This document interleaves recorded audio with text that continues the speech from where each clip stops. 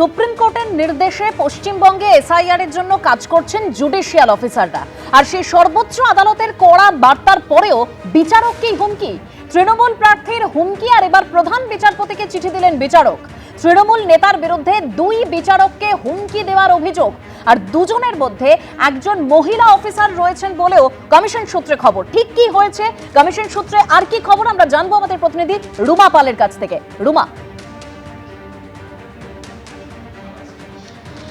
দেখো, দুই জুডিশিয়াল অফিসাররা যারা কাজ করছেন কোচবিহারে, সেক্ষেত্রে তাদের নিরাপত্তা নিয়ে প্রশ্ন। কালকে যখন হাইকোর্টে এই বৈঠক হয় এবং সেখানে কিন্তু দেখা যায় যে একটি চিঠি দেওয়া হয়েছে, সেটা হচ্ছে তোমার কোচবিহারের তৃণমূল কংগ্রেসেরই লেটার হেডে একটি চিঠি লেখা হয়েছে, যেখানে বলা হচ্ছে তৃণমূল কংগ্রেসেরই জেলার এক প্রেসিডেন্ট লিখছেন যে এত নিষ্পত্তি কম হচ্ছে কেন, দেখে নেওয়া হবে, এমন একটা বক্তব্য রয়েছে। এবং তার সঙ্গে সঙ্গে একজন মহিলা যিনি জুডিশিয়াল অফিসারও রয়েছেন তার ক্ষেত্রে প্রযোজ্য, যে তাকেও বলা হয়েছে যে এত নাম বাদ যাচ্ছে কেন, এরকম ধরনের হুমকি দেওয়া হয়েছে। সেই বিষয়ে কিন্তু প্রধান বিচারপতির কাছে কিন্তু সেই চিঠি তুলে ধরা হয় এবং অবশ্যই অসন্তোষ প্রকাশ করেছেন প্রধান বিচারপতি। কমিশনের সামনেই কিন্তু ডিজির কাছে সেই চিঠি তুলে ধরেছেন এবং বলেছেন যে নিরাপত্তা কে দেবে। এবং সেক্ষেত্রে জুডিশিয়াল অফিসারকে এইভাবে চিঠি লিখে যে একেবারে হুমকি দেওয়া হচ্ছে, সেই প্রসঙ্গ ওঠে। এবং ইতিমধ্যেই জানা গেছে কমিশন সূত্রে খবর যে এই দুই জুডিশিয়াল অফিসারদের যে তাদের যে নিরাপত্তা, সেই নিরাপত্তাও বাড়ানো হয়েছে। অর্থাৎ বুঝতে পারছো যে জুডিশিয়াল অফিসাররা কিন্তু এর আগেও আমরা জেনেছিলাম যে তারা কিন্তু নিরাপত্তার অভাব বোধ করছেন এবং সেক্ষেত্রে কিন্তু একাধিকবার হাইকোর্টে প্রধান বিচারপতির সঙ্গে কিন্তু কমিশনে বৈঠকও হয় যে তাদের নিরাপত্তার কি হবে। সেক্ষেত্রে কিন্তু এই খবরও সামনে আসছে যে কালকে এই বৈঠকে প্রসঙ্গ ওঠে যে দুই জুডিশিয়াল অফিসারকে হুমকি দেওয়া হচ্ছে, চিঠি দিয়ে বলা হচ্ছে যে এত নিষ্পত্তি কম কেন এবং কেন নাম বাদ যাচ্ছে। সেই প্রসঙ্গে কিন্তু ডিজির কাছে এই চিঠি তুলে ধরা হয় এবং কমিশন সূত্রের খবর এই দুই জুডিশিয়াল অফিসার যারা রয়েছেন তাদের কিন্তু নিরাপত্তা বাড়ানো হয়েছে। ধন্যবাদ রুমা। আর এরই মধ্যে অর্থাৎ যে অভিযোগ সামনে এসেছে তৃণমূল প্রার্থীর বিরুদ্ধে, তিনি বলছেন যে কোনো হুমকি নয়, অনুরোধ করে চিঠি দেওয়া হয়েছে। নির্বিচারে যেন নাম বাদ না দেওয়ার আর্জি জানিয়েছিলাম, আমি কোনো হুমকি দিইনি, এটা শুধুমাত্র অনুরোধ ছিল। আমার কোনো কথা খারাপ লাগলে আমি ক্ষমা প্রার্থী, দাবি করেছেন তৃণমূলের কোচবিহারের জেলা সভাপতি, যিনি বর্তমানে প্রার্থী অভিজিৎ দে ভৌমিক। আমি মহানন্দাদির কাছে যাব। মহানন্দাদি, মানে অভিযোগটা ভয়ঙ্কর। দেখুন, এই জুডিশিয়াল অফিসাররা বা বিচারকরা তারা কাজ করছেন সুপ্রিম কোর্টের নির্দেশে। অভিজিৎ দে ভৌমিক, যিনি বর্তমানে তৃণমূলের প্রার্থী, তিনি চিঠি দেওয়ার কথা মানছেন, তিনি ক্ষমা চাইছেন, কিন্তু অভিযোগটা তো মারাত্মক। হ্যাঁ, এটা তো আদালতের নির্দেশে কাজগুলো হচ্ছে, কাজে তারা তাদের কাজ করছেন, কাজে তাদের হুমকি দেওয়া বা কোনোভাবে তাদের ডিস্টার্ব না করাই উচিত। কাজটা যাতে তাড়াতাড়ি হয় সেটাই করা উচিত। এরকমভাবে হুমকি দিলে তো জিনিসটা তো কোনোভাবেই সলিউশন হবে না। একটু যোগ করছি মহানন্দাদি, মানে এর আগে আমরা এসআইআর প্রক্রিয়া চলাকালীন দেখেছিলাম বিএলওদের কিভাবে হুমকি দেওয়া হয়েছিল, একের পর এক নেতারা তারা হুমকি দিয়েছেন। আর এবার বিচারকরা যারা সর্বোচ্চ আদালতের নির্দেশে কাজ করছেন তারাও রেহাই পেলেন না। তার মানে বিচারকদের তো একটা স্থান আছে সমাজে, সেই জায়গাটা তো মনে রাখতে হবে। কাজে এই মানে হুমকি দেওয়া ইত্যাদি যদি এগুলো সমানে চলতে থাকে তাহলে তো শাসন ব্যবস্থা, বিচার ব্যবস্থা, বিচারক, তাদের অসম্মান করা হয়, এইটা একটু মনে রাখতে হবে।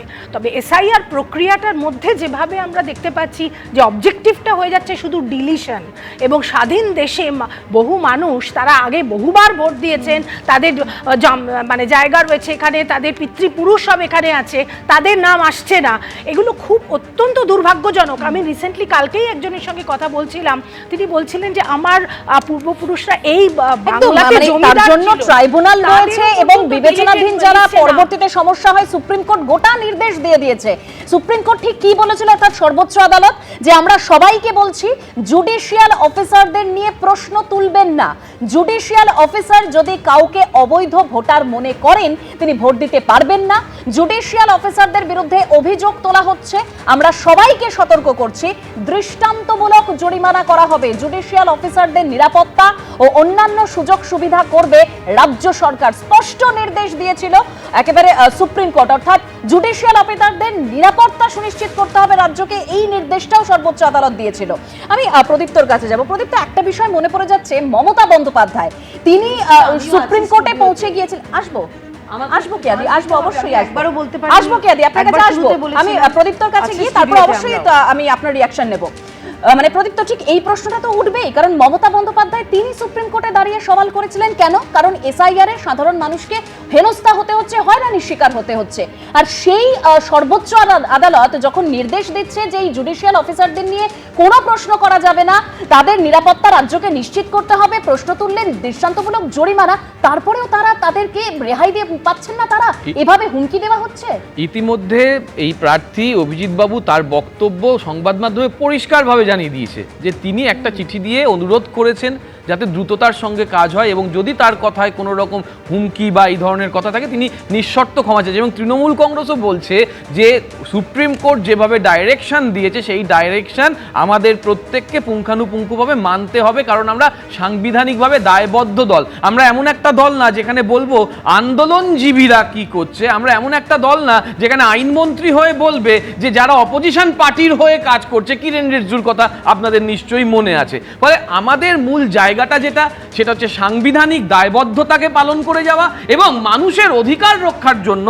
যদি তোমরা খেয়াল করে থাকো, নির্বাচন কমিশনই দিচ্ছে এই একটা ছবি, এইখানে পরিষ্কার এই বছরের যে প্রিসাইডিং অফিসারদের জায়গাটা দেওয়া আছে, কোনো ভোটার যেন বাদ না যায়, কোনো ভোটার যেন বাদ না যায়, এবং লিখেছে কোনো ভোটার যেন বাদ না যায়, এটা পরিষ্কারভাবে ম্যানুয়ালে লিখে দিচ্ছে। একটা প্রশ্ন তো ওঠে, মানে কোনো ভোটার যেন বাদ না যায়, যেটা তুমি বলছো, তার জন্য বিচারকদের এভাবে চিঠি দেওয়া যায় না? বিচারকদের চিঠি দেওয়া যদি আইনত অন্যায় হয়ে থাকে, সেই অন্যায়ের দায় তাকে নিতে হবে, এবং তৃণমূল কংগ্রেসও সেই অন্যায়ের সঙ্গে কোনো রকম আপোষ করবে না। কেয়াদি দেবস্মিতা, আমরা দীর্ঘদিন ধরে বলে আসছি তৃণমূলের আমলে জঙ্গল রাজ চলছে, এটা ভুল বলেছিলাম, মহা জঙ্গল রাজ চলছে। মানে একজন প্রার্থী যে বিচারপতি বা যারা বিচারক এসছেন, যারা এসআইআর এর কাজ সম্পন্ন করছেন এবং সেটা উচ্চ আদালতের নির্দেশে, তাকে পর্যন্ত ধমকি। আসলে এই দৃষ্টান্ত তো স্থাপন করেছে রাজ্যের মুখ্যমন্ত্রী নিজে।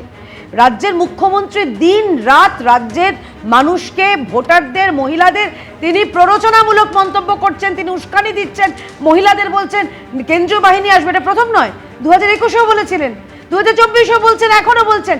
এবং আমি আপনাকে বলছি, এই যে রাজ্য বা যে দল মাননীয় বিচারপতি, হাইকোর্টের বিচারপতির বাড়িতে যারা পোস্টারিং করতে পারে, যারা বিচারপতির এজলাসের বাইরে গুন্ডাগিরি করতে পারে, ধর্ণা দিতে পারে, তারা ধমকি দেবে, এটা তো আশ্চর্য হচ্ছেন কেন? বরং না করলেই আশ্চর্য হতো। আমরা দেখেছি গতকাল একজন ভোটকর্মী সৈকত চট্টোপাধ্যায়, তাকে রানাঘাট তিনি আপত্তি জানিয়েছেন যে আদর্শ আচরণবিধিকে লঙ্ঘিত করা হচ্ছে, তাকে মেরে তার মাথা ফাটিয়ে দেওয়া হলো। এটা আমরা বলছি তো মহাজঙ্গল রাজ চলছে পশ্চিমবঙ্গে। আর এসআইআর নিয়ে একটা কথা বলছি, এখানে কিন্তু দুজন গ্রেফতারও করা হয়েছে এবং শোকজও করা হয়েছে ভিডিওকে। আমি বলছি, আমি একটা কথা, সেটা স্বাভাবিক, নির্বাচন কমিশন তো করবে। মহানন্দা ম্যাডাম বললেন না যে এই যে অসুবিধা হচ্ছে, অসুবিধা মানে বিলক্ষণ হচ্ছে, কিন্তু মহানন্দা ম্যাডাম জিজ্ঞেস করুন রাজ্য সরকারকে যে কেন যথেষ্ট সংখ্যক ডেটা এন্ট্রি অপারেটর বা অনুবাদক দেওয়া হয়নি। দেওয়ার কথা বলা হয়েছিল তো, কিন্তু তোমরা তো বলেছিলে বেসরকারি জায়গায় দিতে হবে। সেটা তো আমাদের এখান থেকে দেওয়ার কথা বলা হয়েছিল, সেটা তো তোমরা মানোনি, সেটা তো মানোনি তোমরা, একদমই মানোনি। আমি এই জায়গায় দুজনকেই থামাচ্ছি। এবিপি আনন্দ, এগিয়ে থাকে, এগিয়ে রাখে।